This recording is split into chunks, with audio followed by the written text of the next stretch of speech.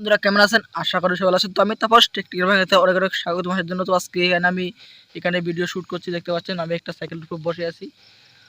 তো অনেকেই মোবাইল দিয়ে নিজের ইউটিউব চ্যানেলের কভার ফটোটা পাল্টাতে পারে না, মানে ইউটিউব চ্যানেলের লোগোটা পাল্টাতে পারে না। তো আজকে আমি দেখাবো আপনার হাতে থাকা স্মার্টফোনটি দিয়ে শুধুমাত্র ইউটিউব থেকেই আপনার চ্যানেলের লোগোটা চেঞ্জ করে দিতে পারেন। তো সোজাসুজি দেরি না করে সোজাসুজি চলুন মোবাইল স্ক্রিনে চলে যায়, সেখান থেকে আপনারা বিস্তারিত জানতে পারবেন।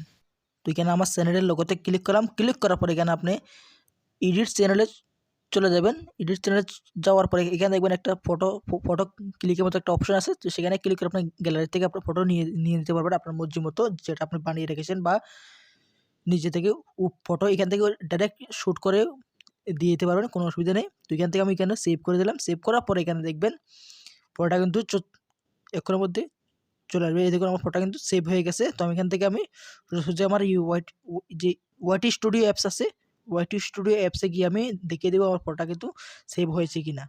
তো ভিডিওটা যদি ভালো লাগে অবশ্যই একটি লাইক করবেন, চ্যানেল নতুন হয়ে থাকলে চ্যানেলটি সাবস্ক্রাইব করে সাথে বেল বাটনটি বাজিয়ে দেবেন। এরকম নতুন নতুন কন্টেন্ট আমরা সবসময় এই চ্যানেলে দিয়ে থাকি।